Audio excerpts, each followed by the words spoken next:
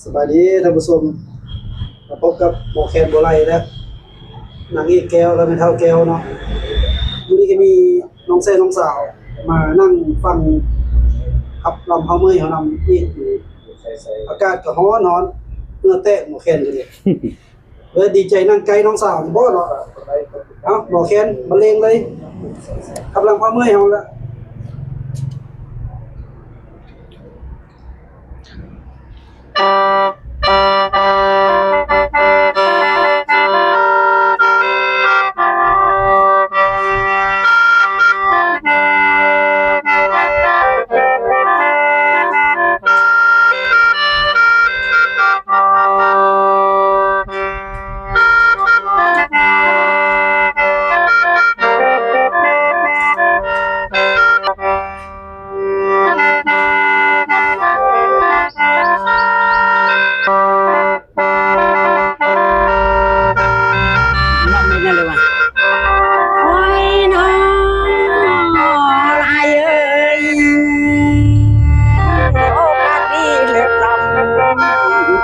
เกิดน้ำตาในไอเนี่ย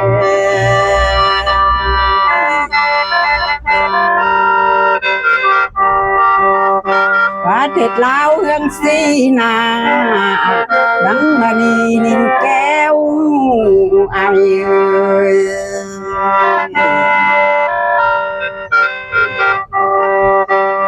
โอ้ยน้อ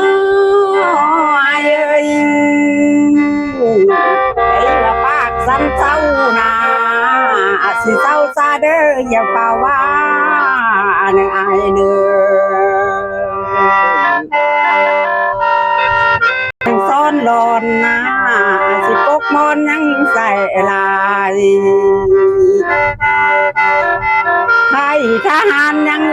ดึงสิไปห่างบนจังใด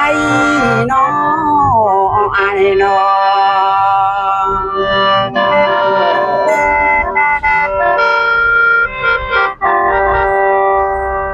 โอ้ยน้อไอเอ้ยนี่นาช่วงภาษาเจ้าเสือที่ดีเจอน้อสมซึ้นไม่นา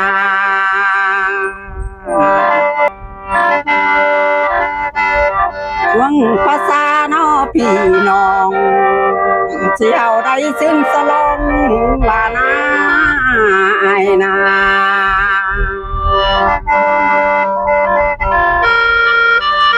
เพิ่นว่าน้ำมันขาดแคลน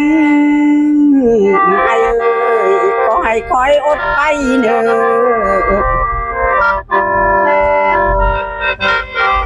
เพิ่นหักมีแนวทางนาหักเพิ่นวางลงให้นายนา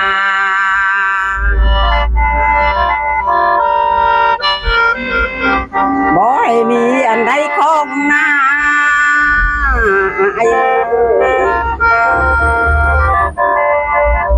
สิขัดสนนอกจากอย่างหักเพิ่นใดบ่มไว้นำพาสู่ต่อไปน้อไอ้น้อ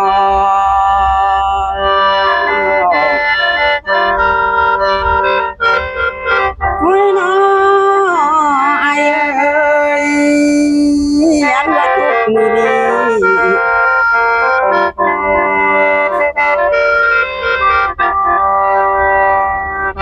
ทุกมือนี้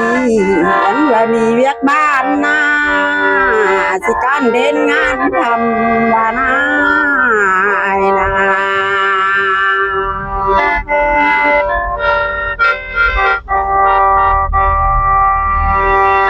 น้องนี่นา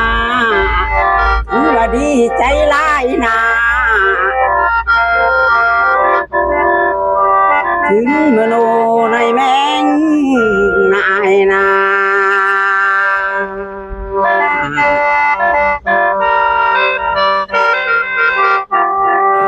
เพิ่นบ่ให้ขาดแคลนนาไอ้เอ้ยสิอึดอยากอันใดว่านา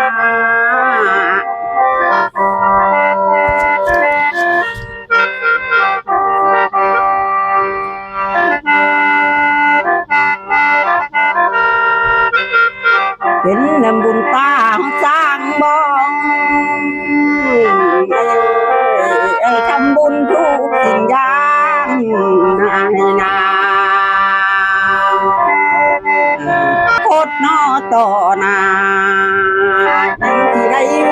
เจริญ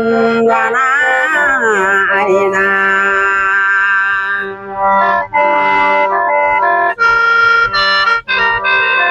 น้อยน้อ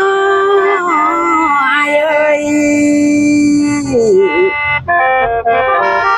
อันว่าบุญมีใด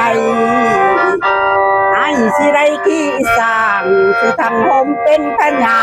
แล้วไอแล้วน้องสิเป็นเสนานาสิแห่นำติ้งสร้างนายนา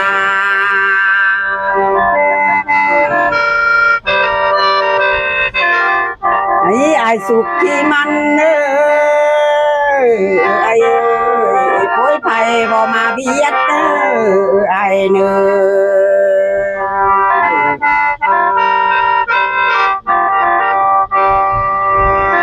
ให้อายุยืนโนต่อฟ้าที่เหนือชั่วนิรันดร์วานาไอ้นา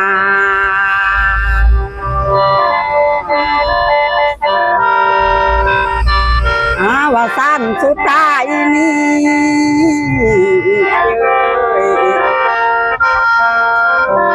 น้องบ่มีหยังต้อนแล้วเอาเสียงลำฝากสม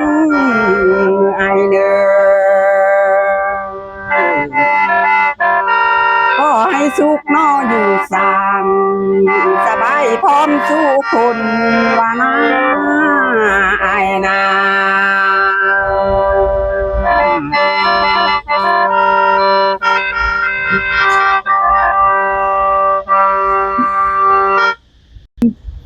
เอาแต่ผสมหลังจากใช่ฟันที่ นั่นแหละแต่มันนั้น ขับเมื่อยแล้วครับเพิ่น แล้วบ่สิ ป้ามื้อนี้มีน้องแซ่น้องสาวมานั่งเบิ่งผู้บ่าวกินข้าวนำอีกนะซื้อจะได้น้องสาวนี่ซื้อแป้งป้าเบิ่ง ไปดิ ไอโอเล่กินข้าว เพื่อกำกับช่วยช่อง YouTube บุญชัยเนาะ เข้าน้ำกันเด้อ ป้ากินกับหยังว่าคือเป็นตาแซ่บธรรมดามีไข่อีก ให้เผาแก้วเฮ็ดห้าง อืม อุดมไปด้วยวิตามิน โอ้เดือดแซ่บๆกินข้าวแล้วสิเป็นลิ้นใส่น้อผู้บ่าวนี่ ก็ไปต้องเติมน้ำมันก่อนเพราะตรงนี้มีเก็บน้ำมันหลาย เติมน้ำมันว่ะน้ำมันก็พอมีอยู่เนาะ พอมีคิดเดียว บ่ตามปั๊มก็พอมีอยู่ที่ ตักน้ำกันนี่อยู่แต่ขับผ่าน น้องสาวเนี่ยหลังจากเลิกเรียนนี้ไปไสดีกับเฮือนซอยเวียกพ่อแม่ฮดสวนได้ปลูกมะเพ็ญมะเขืออยู่ว่ะบ่ได้ปลูกแต่ใจผู้เฒ่า โอ้ย เว้ายอกเอาหัวซื่อเนาะพบกันใหม่ในคลิปหน้าเด้อท่านผู้ชมบ๊ายบาย พบกันใหม่ในอีพีหน้าเด้อ บ๊ายบายผู้สาวน้องสาว